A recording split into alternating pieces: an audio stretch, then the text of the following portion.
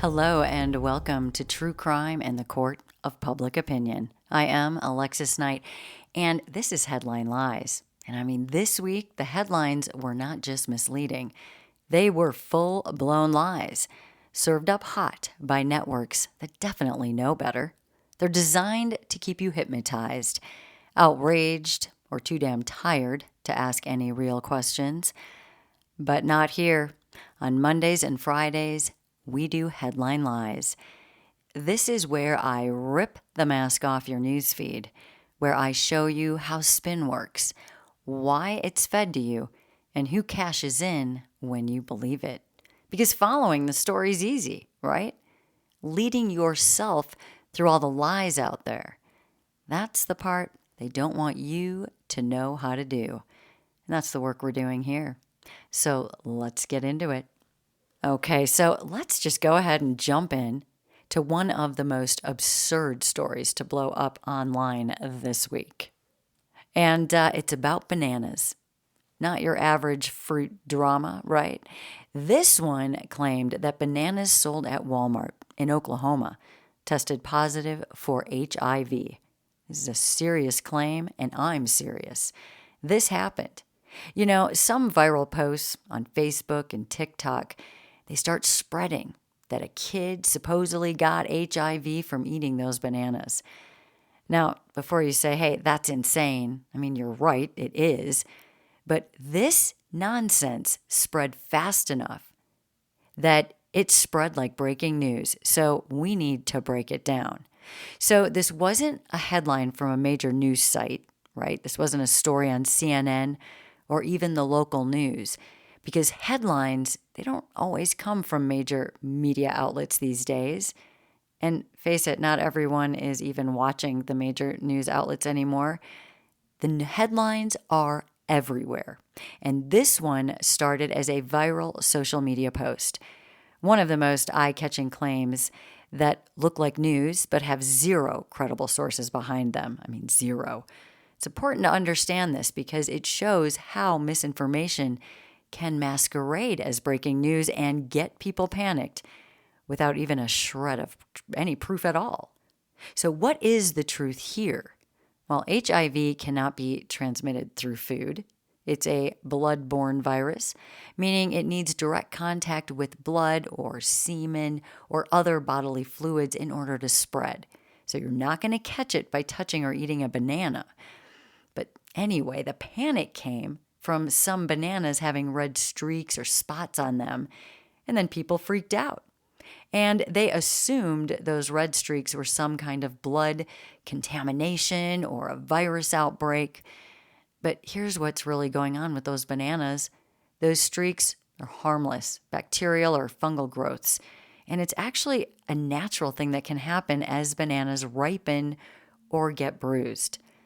No virus, guys, no HIV. Just some discoloration that freaked people out online and caused a major situation. Walmart and local health officials were quick to shut down the rumors, stating clearly there's no health risk and no HIV in their bananas or on their bananas. But once that kind of wild claim starts floating around on social media, I mean, it's like a fire spreading through dry grass.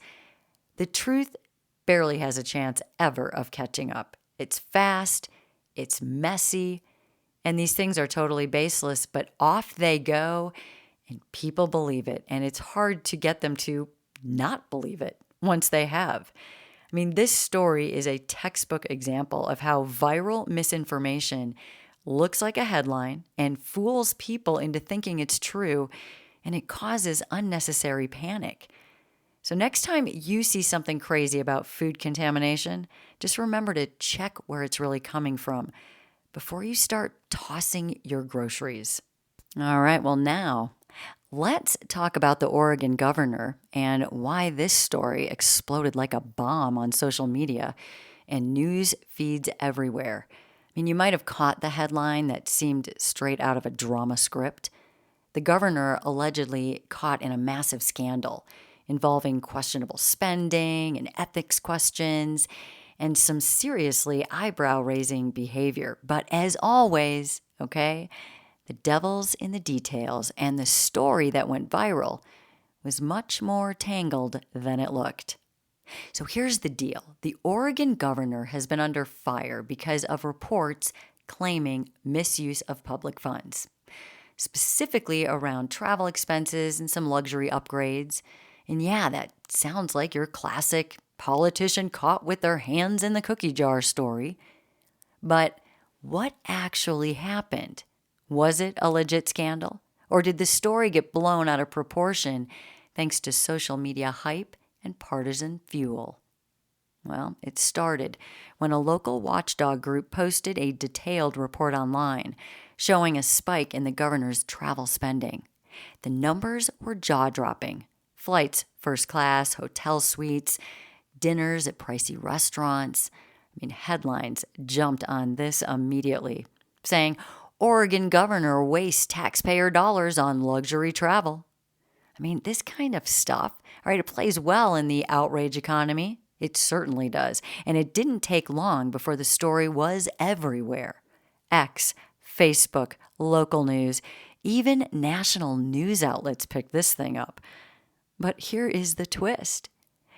Digging into the receipts and itineraries shows a much more complicated picture.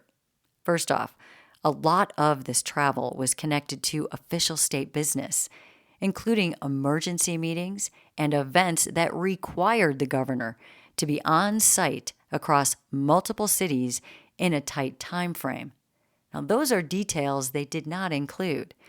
Nobody loves a fat travel expense report, but when you're running a state through crisis, logistics get expensive.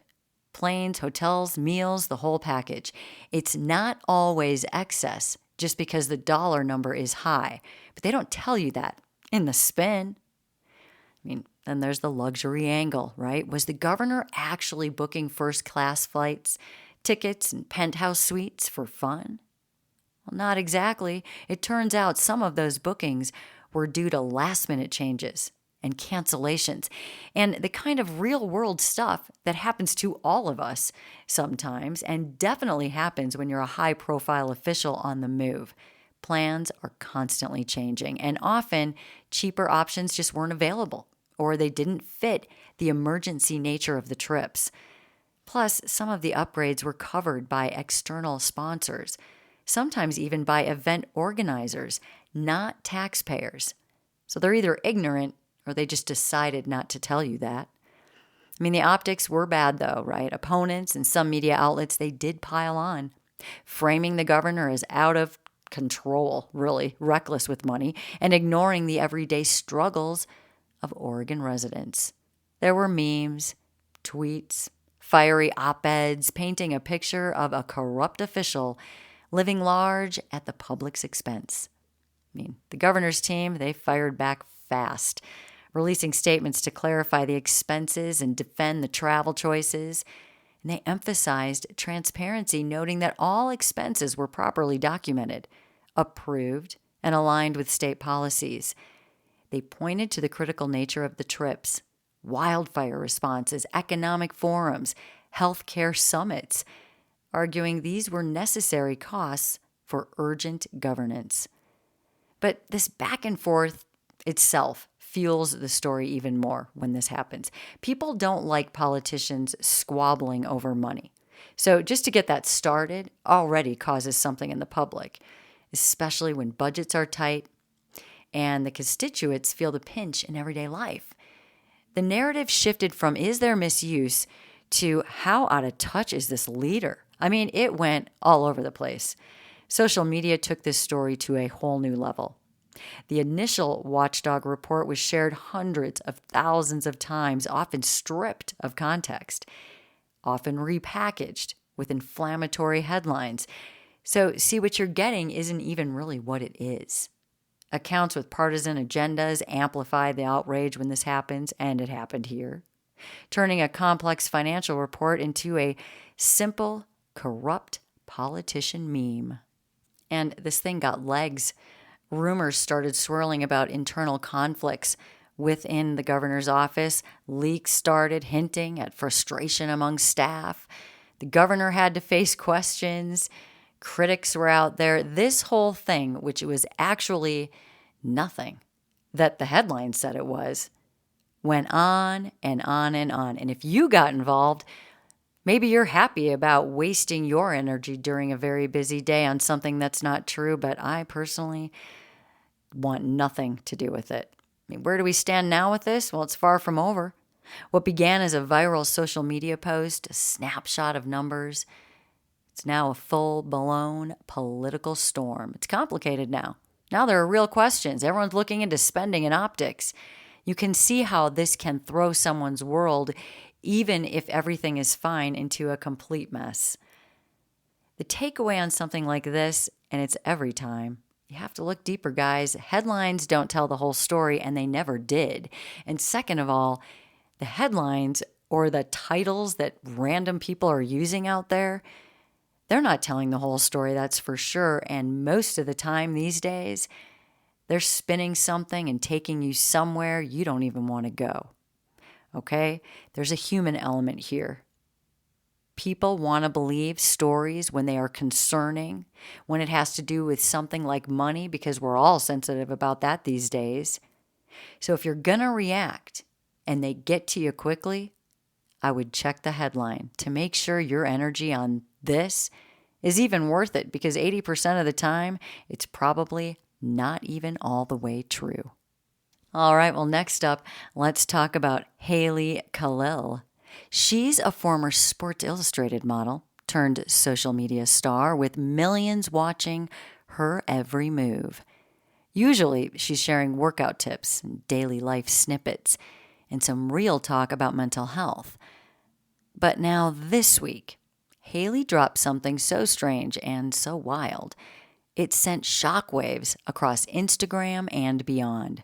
She posted her own obituary. Yep, you heard that right. She posted a full-on obituary about herself. Now, this isn't your usual rest in peace tribute from a grieving friend or a family member. Nope. This was Haley's own words, her own story, posted live on her Instagram page with this haunting black and white photo of her staring dead on at the camera. The caption read something like, "In loving memory of Haley Kalil, who left us too soon." Poetic, somber, and eerie, all at once. Now, first reactions were confusion and panic and curiosity. The whole internet scrambled, trying to figure out what the hell was going on. Some thought it was a stunt, and others feared for her safety.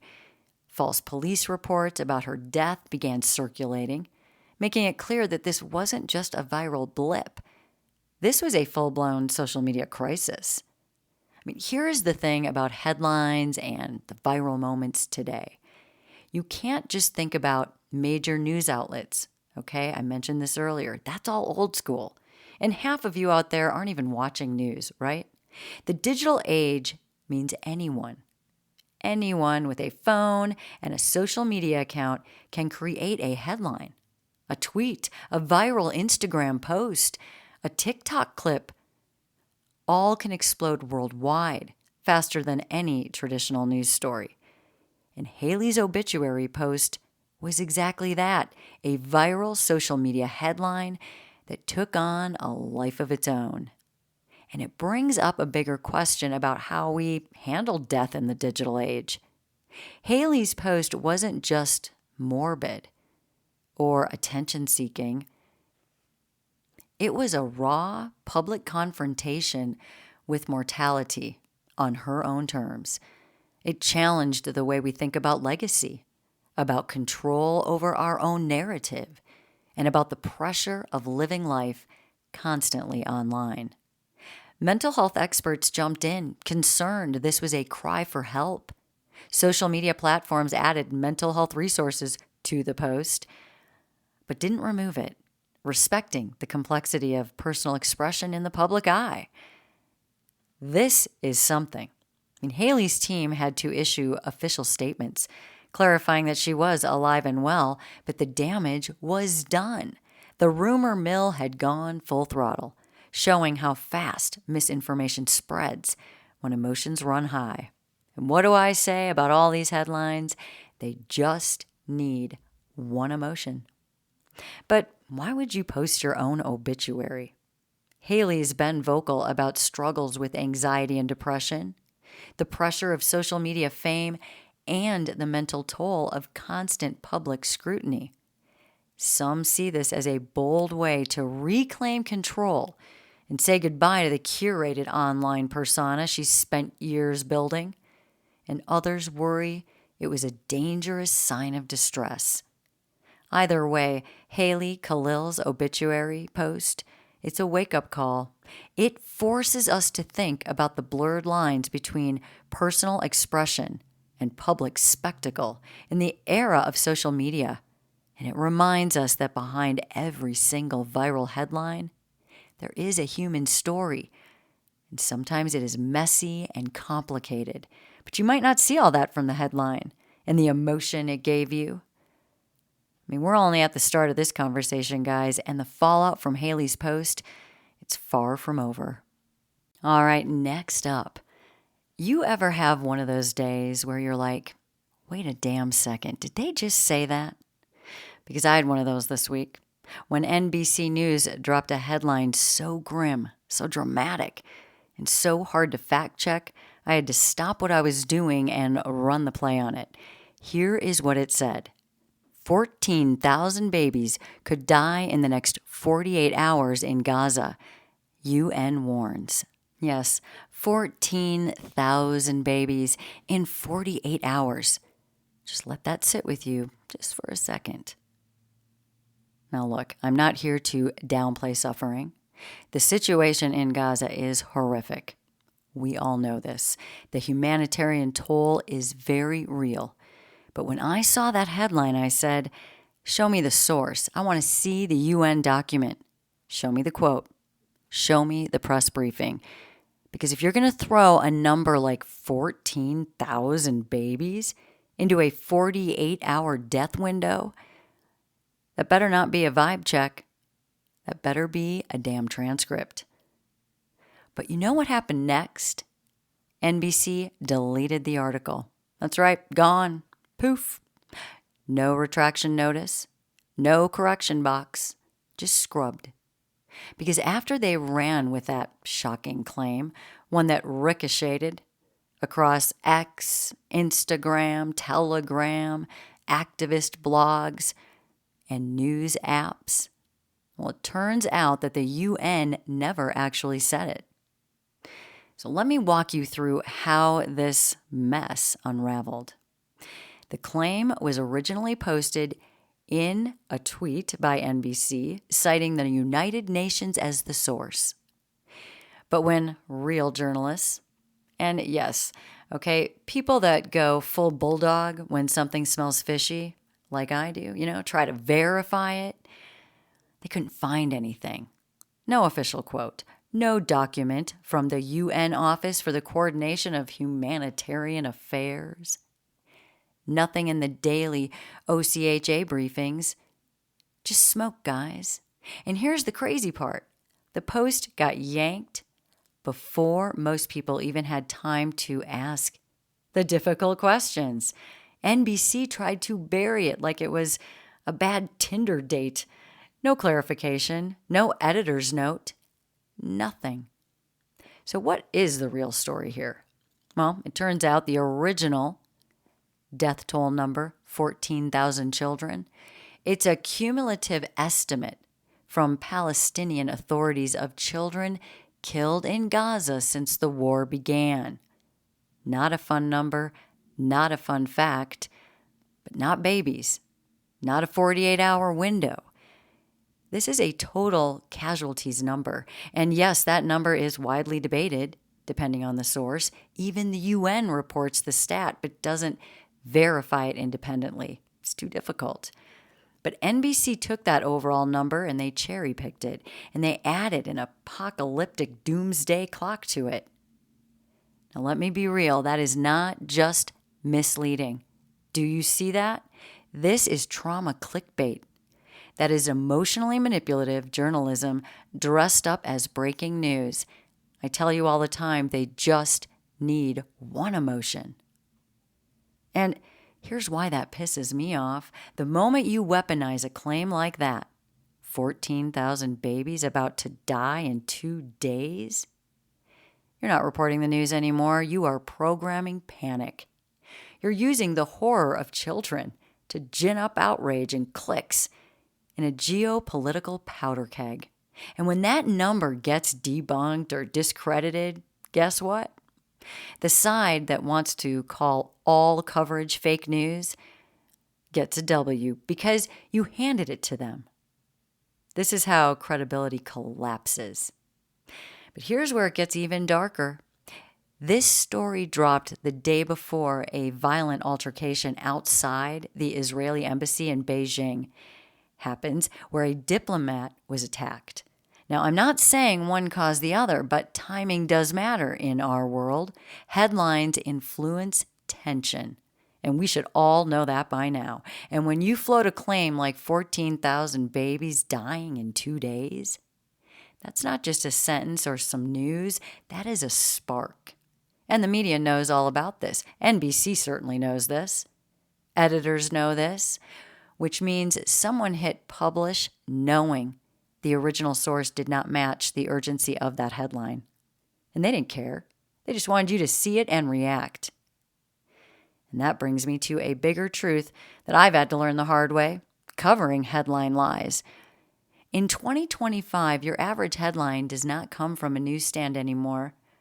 And I'm pushing that point today because we need to realize this. It comes from anywhere. Viral tweets, Reddit threads, deleted posts, political pressures, influencers who don't even read the first sentence.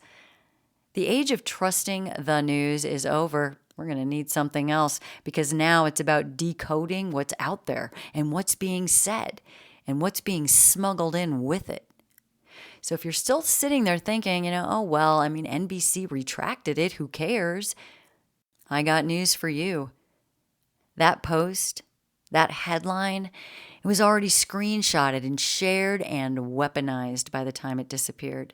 It happens too quickly, guys. People are still quoting it. They are still believing it, still outraged, still screaming it on social media. And that is why I'm here talking about it, because this isn't just a mistake. This is strategy. Drop a shocking headline, let it trend, then quietly erase it. Once the damage is done, no one remembers the correction, but everyone remembers the fear. And it matters because they need to keep the fear alive. And that is in the playbook.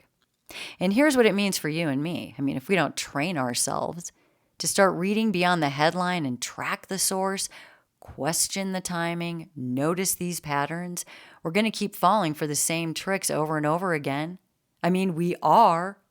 If you think the 14,000 babies were dying in 2 days, you did. And whether it's that, or some politician's fake arrest, or a brand that sponsored something they never even touched. So yeah, when I talk about headline lies, this is exactly what I mean. It is not just fake stories.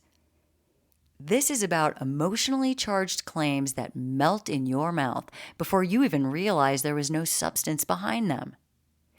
NBC ran a flat-out lie. And they did not say sorry. They do not care if you know the truth. They got the fear running, and now they just pretend it never happened. But I definitely noticed it. And hopefully now you do too. All right, moving on. And this one, I think we all kind of touch this one. You ever notice how sometimes the story you think you're watching isn't really the story at all? Like someone hands you a script and you read it out loud, but the real drama is playing out behind the scenes. Well, that is exactly what happened with this whole cheap fakes Biden saga that we're diving into right now.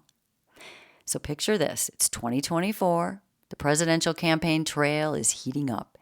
And suddenly viral videos start popping up everywhere.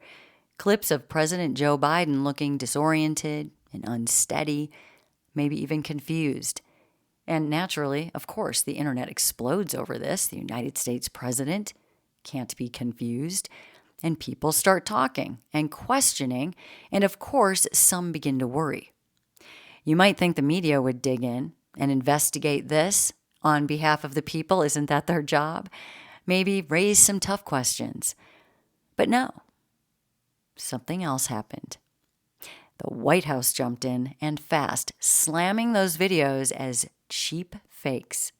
And the phrase caught fire, if you didn't hear it. It was like a rallying cry, a way to shut down doubts about Biden's mental fitness before they could spread, right? Because everybody knows things spread, and here's a way to try to stop that, okay? And here's where it gets juicy.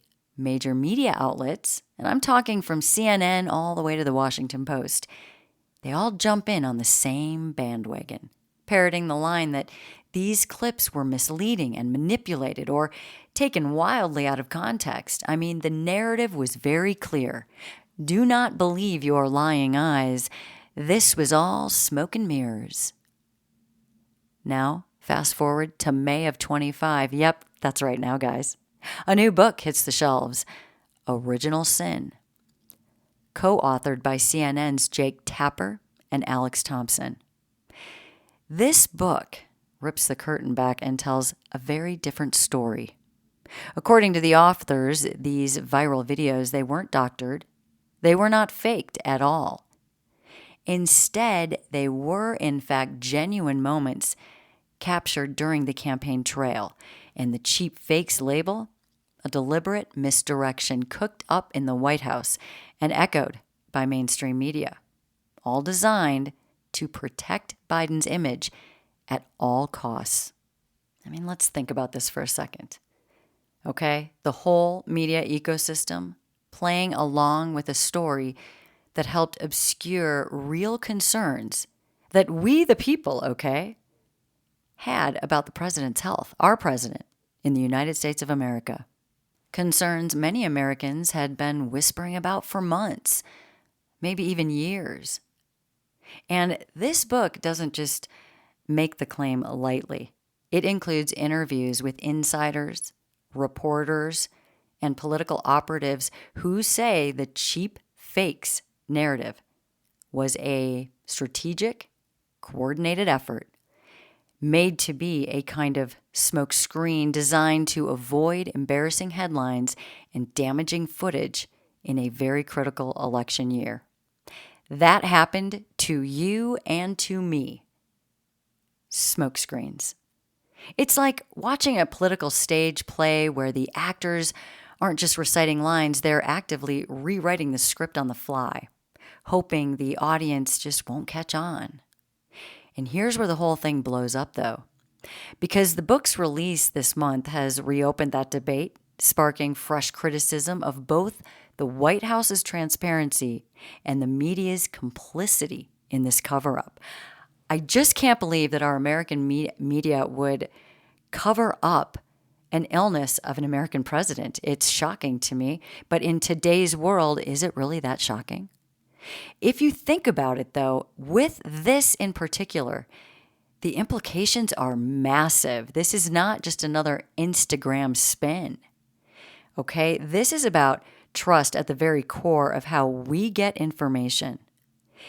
If the administration can convince media giants to push a false narrative about the president's mental state, what else do you think could possibly be getting buried here over those years? What other stories are we and were we missing because the headlines were controlled by people with an agenda?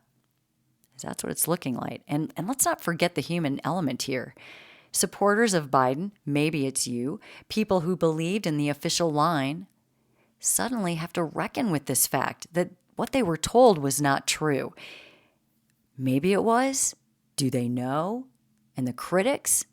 Well, they feel vindicated, but they're also frustrated that their concerns were dismissed as conspiracy theories or partisan attacks, because that's what's going to get thrown out here. If you want to know if the president was within a mental state that was appropriate to be president, you're going to have to go find it for yourself.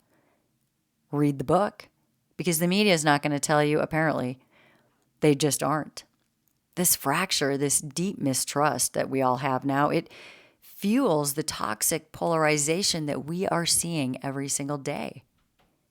But I mean, why did this happen? Why did the media so readily accept this cheap fakes narrative without digging deeper? What is going on with our journalists that are looking at us while we're eating dinner and hanging out at night or in the morning? Who are these people? And what are they trying to do? I mean, according to this book, this wasn't just a failure of journalism on this one. This was an active decision influenced by access journalism. We're talking reporters wanting to keep their lines open to the White House, so they're just willing to do anything. Editors aiming to avoid controversy, so hey, they'll lie to you. And the political establishment eager to maintain this image of stability. More lies to the American people. I mean, how much are we going to take out there? And remember, okay, this wasn't just a random viral clip on TikTok. I can't stress this enough. This wasn't some random Facebook video.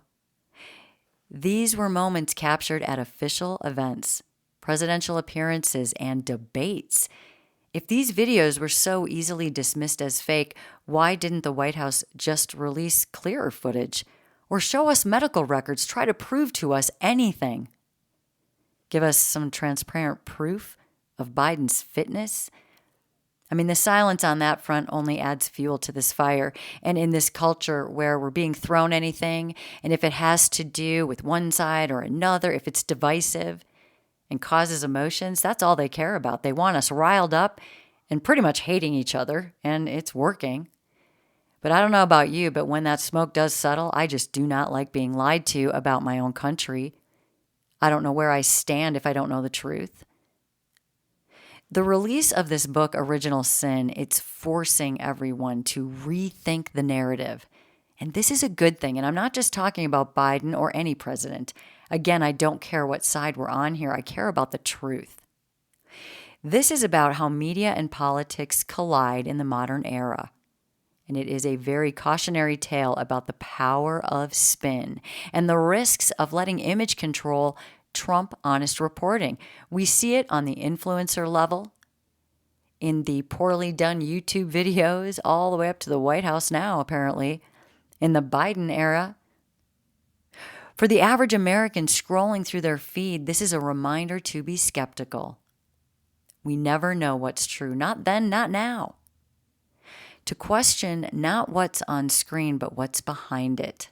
It's what we need to do, because sometimes the bigger headlines aren't the ones shouted from the newsstands or the cable screens. In fact, they seem to be the smoke screens. We're trying to get to the ones quietly buried beneath the layers of spin and silence. That's what we want. And so there you have it. Some of the headlines recently unwrapped and unpacked, showing us just how much spin and noise is swirling around us every day. I mean, I could never get to all of it. There's so much out there. It's not just about what's said, it's about what's left out, twisted, or dressed up to serve someone else's agenda. We have to stay sharp, guys, question everything, and dig deeper, because the truth rarely arrives in a neat little package anymore. It's messy, complicated, and very often hidden beneath layers of narrative and spin.